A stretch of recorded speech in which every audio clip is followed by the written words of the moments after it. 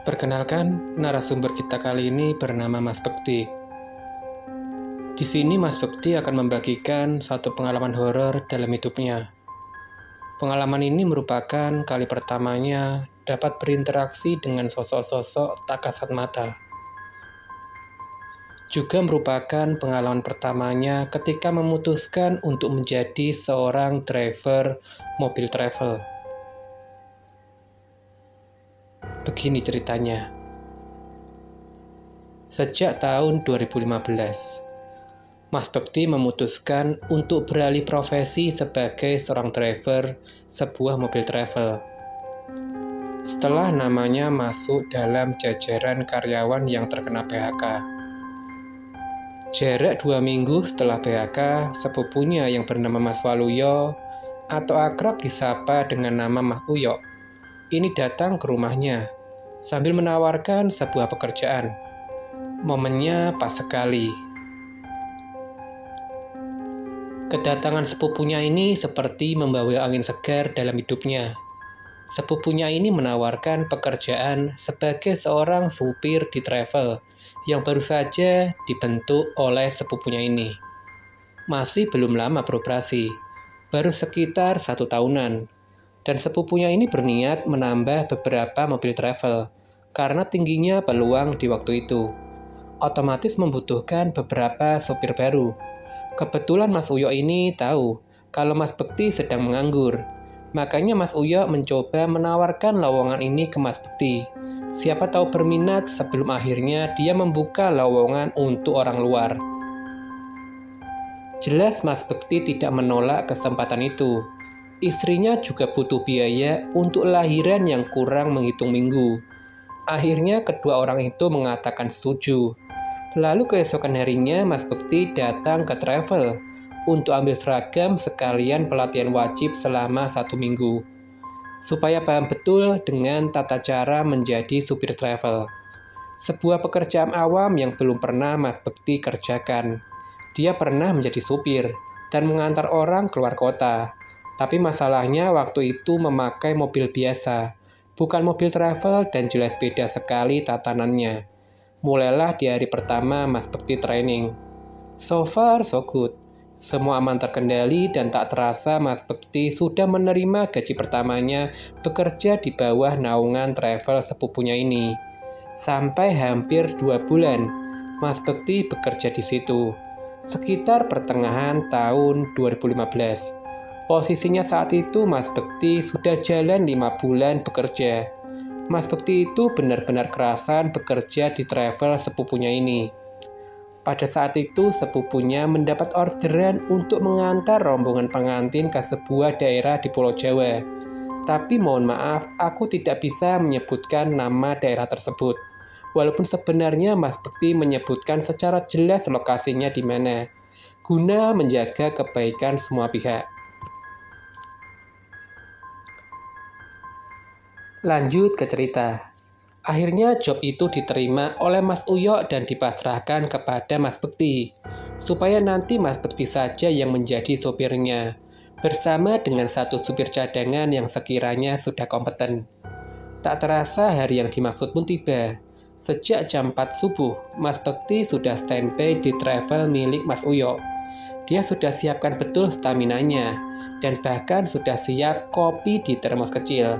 Karena rombongan keluarga manten ini harus sudah berangkat sekitar jam 4:30 subuh. Selama perjalanan berangkat menuju ke daerah yang dituju, alhamdulillah aman terkendali, tanpa ada hambatan apapun.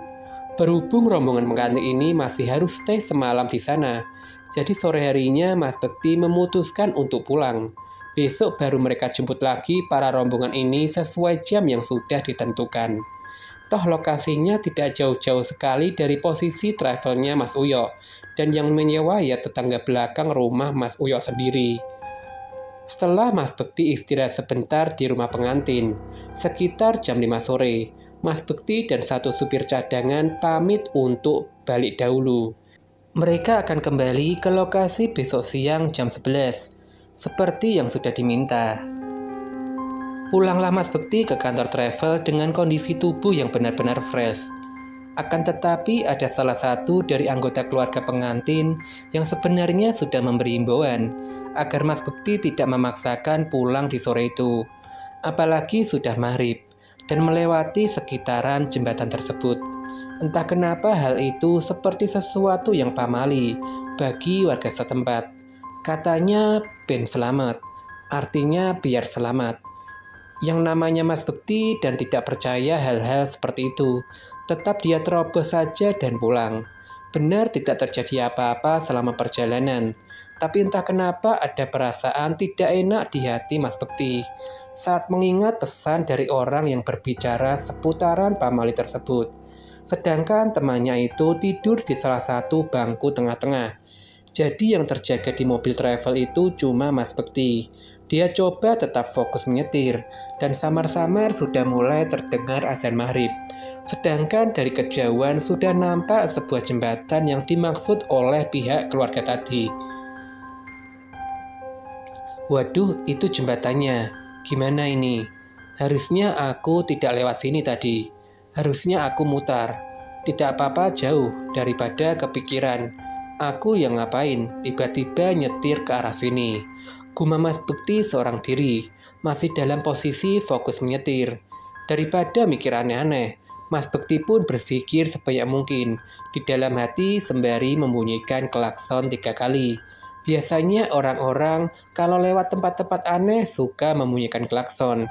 Jadi Mas Bekti inisiatif melakukan hal itu. Kembali ke cerita. Selesai membunyikan klakson, sepintas tidak ada apa-apa dan yang ada hanyalah keheningan suasana sekitar. Tidak nampak kendaraan yang lewat satupun selain kendaraannya.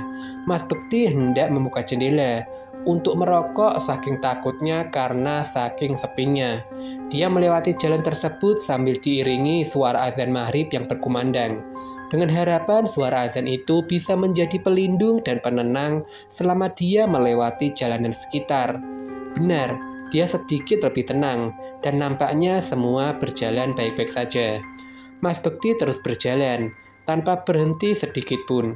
Waktu ketika dia hendak membenarkan kaca tengah mobilnya supaya bisa mengamati temannya masih tidur atau sudah terbangun. Tiba-tiba mata Mas Bekti melotot setelah selesai membenarkan posisi kaca tengah itu. Kini kaca itu mengarahkan pandangannya ke arah bangku-bangku penumpang yang ada di belakangnya. Matanya terbelalak lantaran dia melihat ada seorang perempuan berwajah pucat, memakai baju seperti daster lengan panjang selutut, dengan penampakan warna bajunya yang sudah lusuh, serta kotor dan rambutnya sangat berantakan. Masalahnya itu siapa? Siapa perempuan yang duduk di bangku paling belakang? Perasaan berangkat tadi dia cuma berdua dengan kawannya, dan sepanjang perjalanan dia tidak berhenti sama sekali. Lalu bagaimana bisa perempuan itu naik ke atas travelnya? Pertanyaan yang terbesar di batin Mas Bekti adalah, itu manusia atau setan? Mata perempuan itu terus mengamati ke arah kaca tengah, seolah mengamati Mas Bekti dengan tatapan yang kosong. Mas Bekti mencoba membangunkan temannya, tapi tidak bangun-bangun. Yang ada temannya itu malah asik mengorok di bangku tengah, tanpa memperdulikan panggilan dari Mas Bekti. Rasanya hendak menangis, sedangkan perjalanan ini semakin lama semakin terasa makin jauh. Seakan dia berhenti dan hanya berputar-putar di area dekat jembatan itu saja. Makin lama keanehan-keanehan lainnya juga terjadi secara bersamaan. Tahu-tahu muncul kabut tebal sampai menghalangi pandangan mata Mas Bekti. Suara burung yang banyak sekali saling bersahutan dan menimbulkan suara yang sangat aneh saat didengarkan. Tiba-tiba juga terdengar suara petir menyambar ke sana ke sini. Padahal jelas-jelas dari tadi cuaca itu cerah sekali dan sama sekali tidak ada tanda-tanda hendak turun hujan. Serta tak beberapa lama kemudian terasa hembusan angin yang sangat kencang datang. Bingunglah Mas Bekti di situ. Dia mau berdiri menghampiri temannya, tapi takut dengan sosok perempuan tersebut. Kalau cuma diam juga, ini masalah tidak akan selesai.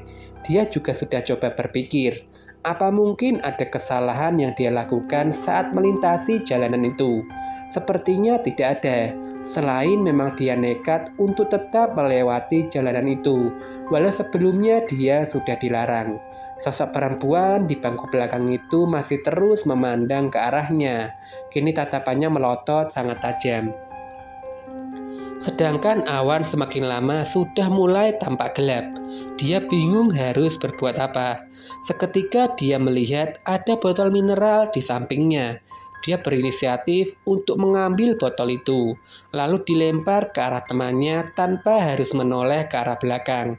Cuma dia bingung, kira-kira caranya bagaimana. Selesai memikirkan semuanya secara baik-baik, dengan diawali kalimat basmalah. Percobaan pertama dan terakhir Mas Bekti lakukan. Secara botolnya cuma satu, kalau gagal ya wassalam, karena tidak ada botol selain itu. Dengan segala keyakinan di dalam hati, dia pun mulai melempar botol itu ke arah temannya. Alhamdulillahnya berhasil mengenai kaki dari temannya itu, dan seketika temannya bangun dengan ekspresi kaget. Dia melihat temannya duduk di kursi tempatnya tidur sambil memandang aneh ke arahnya. "Sudah, kamu jangan banyak omong. Cepat ke sini, duduk di sebelahku," ucap Mas Bekti. "Lah, kamu ini mau bilang apa? Tinggal bilang aja kok repot," balas temannya itu sembari meregangkan badan dan jalan mendekat ke arahnya. "Sebentar deh Bekti, kamu ini ngapain berhenti di sini?"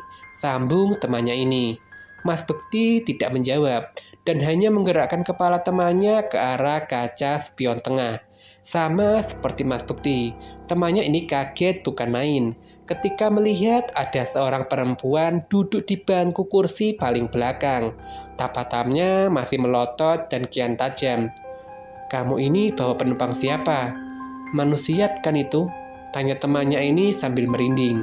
Lalu temannya ini menoleh ke belakang, dan saat dilihat secara langsung, sosok perempuan itu justru tidak ada di bangku paling belakang.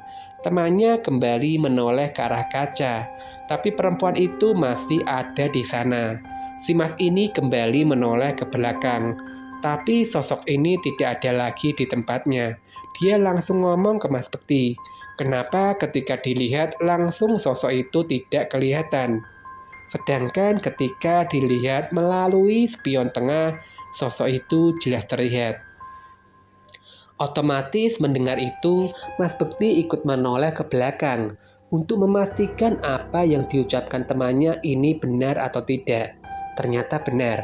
Sosok yang dilihat di kaca tidak nampak di bangku belakang ketika mereka melihatnya secara langsung. Akan tetapi ketika mereka berdua melihat kembali ke arah kaca, sosok itu kini sudah berpindah posisi. Duduknya sudah berpindah di deretan kursi paling tengah, kurang lebih hampir berdekatan dengan kursi yang ditempati tidur oleh temannya Mas Bekti. Kedua tangan sosok itu memegang kepala kursi yang ada di depannya dan sambil terus memandang ke arah kaca dengan tatapan melotot. Dua orang ini kembali menatap ke belakang dan hasilnya masih sama. Sosok itu tidak kelihatan wujudnya. Mereka kembali memandang ke arah kaca, tapi sosok itu duduknya semakin maju dan maju. Cuma kalau ditoleh ke belakang, kok sosoknya itu benar-benar tidak kelihatan. Hingga saat dipandang kembali dari kaca, sosok itu kini duduk tepat di kursi penumpang paling depan, yang berada persis di belakang kursinya Mas Bekti. Sembari mengumpulkan tenaga dan keberanian untuk memastikan kembali sambil menoleh ke belakang, barulah Mas Bekti merasakan kengerian yang benar-benar mengerikan sepanjang hidupnya. Pas dia memalingkan wajahnya ke belakang, baru juga dia memutar lehernya. Tahu-tahu ada wajah pucat dengan matanya yang hitam dan rambutnya terurai berantakan pas menampakkan wujudnya di depan wajah Mas Bekti. Benar-benar definisi ada kali cuma 5 cm jarak wajah Mas Bekti dan wajah perempuan itu. Dengan suara beratnya, perempuan itu berkata setengah mengerem. Dengan suara beratnya, perempuan itu berkata dengan setengah mengeram. Ngaleh saiki, apa kowe karo koncomu rak selamat? Ya berarti pergi sekarang, atau kamu dan temanmu tidak selamat. Mas Bekti yang terkejut melihat hal itu refleks memundurkan badannya, sehingga siku salah satu tangannya tidak sengaja memencet klakson mobil. Gara-gara itu temannya yang di sebelahnya jadi terkejut bukan main. Pasalnya suara klakson itu memecah keheningan malam itu. Secara cepat habis berkata seperti itu, sosok tersebut tahu-tahu menghilang entah kemana. Mas Bekti masih dengan posisinya yang kaget dan ngos-ngosan. Temannya memandang aneh ke arah Mas Bekti yang terlihat aneh. Seketika kabut tebal tadi menghilang dan sekitar kembali normal. Ternyata teman Mas Bekti ini tidak melihat apa-apa. Justru temannya ini malah kebingungan dengan gelagat aneh dirinya. Waktu Mas Bekti menoleh kembali ke arah kaca, sosok itu sudah tidak ada di dalam mobil travelnya. Mas Bekti langsung bilang ke temannya, "Ju, kita harus pergi sekarang. Ini sudah nggak beres." Sambil mulai kembali menyalakan mesin mobil travel, dua orang ini akhirnya kembali melanjutkan perjalanan pulang melewati jalanan tersebut. Saat di tengah perjalanan dan sudah melewati area tersebut, mereka berdua diberhentikan oleh seorang perempuan. Kini penampilan perempuan itu nampak normal, seperti manusia pada umumnya. Memakai dress, berenda, lengan pendek, selutut. Sepintas tidak ada yang aneh. Meski penampilannya seperti model-model fashion orang-orang zaman dulu. Cuma mereka berdua yakin kalau kali ini benar-benar manusia. Mereka pun memberhentikan mobil. Waktu hampir dekat dengan posisi perempuan ini berdiri. Mas Bekti maupun temannya memutuskan bertanya, tapi tidak turun dari mobil sama sekali. Dibukalah kaca pintu di sebelahnya sambil bertanya, "Ada apa, Mbak?" "Oh, nggak ada apa-apa kok, Mas. Aku cuma minta maaf atas perbuatan kakak saya. Maaf kalau tiba-tiba kakak saya mengganggu perjalanan kalian. Aku sarankan kalian belok jalanan sebelah kiri sana. Lalu lurus saja, nanti ada belokan ke arah kanan.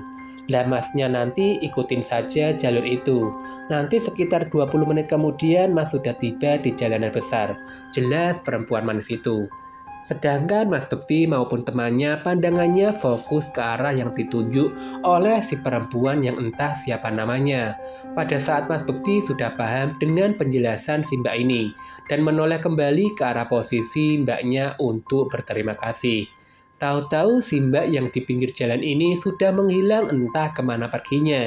Di situ sama sekali tidak ada rumah-rumah warga dan hanya ada hamparan sawah sepanjang mata memandang. Mas Bekti coba mengeluarkan kepalanya untuk mengamati di sekitarnya. Tapi sosok mbak-mbak ini tetap tidak terlihat di mana-mana. Feeling mereka sudah tidak enak waktu itu. Ketika mereka hendak ingin pergi menuju ke arah yang ditunjuk oleh mbak-mbak ini.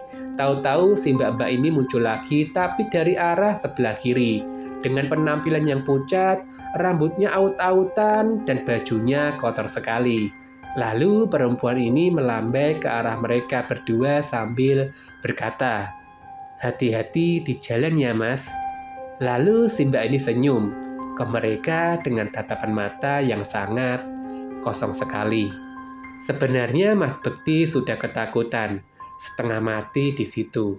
Tapi dia masih berusaha sopan dan menjawab, "Iya mbak, makasih banyak ya." Setelah itu dia langsung tancap gas menuju ke jalanan yang ditunjuk oleh mbak-mbak ini. Soalnya dia kali itu benar-benar tersadar kalau mbak ini bukan manusia, melainkan mbak ini sesosok setan. Mas Bekti melanjutkan perjalanan sambil terus berdoa supaya kejadian-kejadian tadi tidak terulang kembali. Ternyata benar. Dia tidak ada gangguan aneh-aneh lagi dan jalan yang ditunjuk sama mbak-mbak itu beneran langsung tembus ke jalan besar. Aksesnya gampang dan cepat. Tapi kalau disuruh balik lagi lewat situ, sepertinya enggak leh. Sudah cukup itu saja. Dia mengalami kejadian-kejadian aneh sepanjang dirinya menjadi supir travel. Akhirnya, waktu sudah sampai di kota. Mas Bekti dan temannya ini memutuskan untuk mampir sebentar di salah satu warung untuk makan. Pada saat di tengah-tengah mereka makan, temannya ini menyeletuk seperti ini. Bekti, perempuan tadi kok mukanya hampir mirip sama setan yang ada di dalam travel ya? Saudaraan apa gimana? Mendengar itu Mas Bekti akhirnya tersadar dengan satu kalimat yang diucapkan oleh sosok perempuan yang memberinya petunjuk jalan, yaitu kalimat, "Kakak saya." Apakah mereka bersaudara?